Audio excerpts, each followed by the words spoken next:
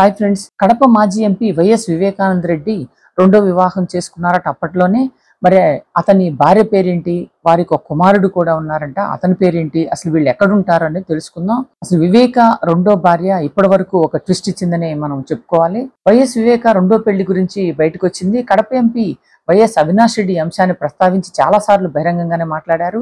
పదే పదే పనిచేస్తున్న ఎంపీ దీనిపై మాట్లాడుతున్నారు.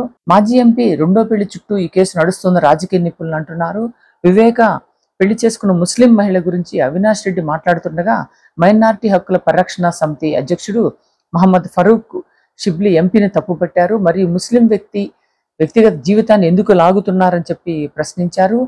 వివేక రెండో పెళ్లి కుటుంబంలో అంతర్గత వివాదాలకు దారితీసిందని, మాజీ ఎంపీపై దాడికి ఆ సమస్యలే ఒక కారణమని వైఎస్ అవినాష్ రెడ్డి ఆరోపించారు. ఇదే విషయాన్ని ఆయన కోర్టులో దాఖలు చేసిన పిటిషన్లో కూడా పేర్కొన్నారట. ఇప్పుడు జరుగుతున్న పరిణామాలు వివేకానంద రెడ్డి రెండో భార్య బహుశా వెలుగులోకి వచ్చే అవకాశం ఉందని సూచిస్తున్నాయి.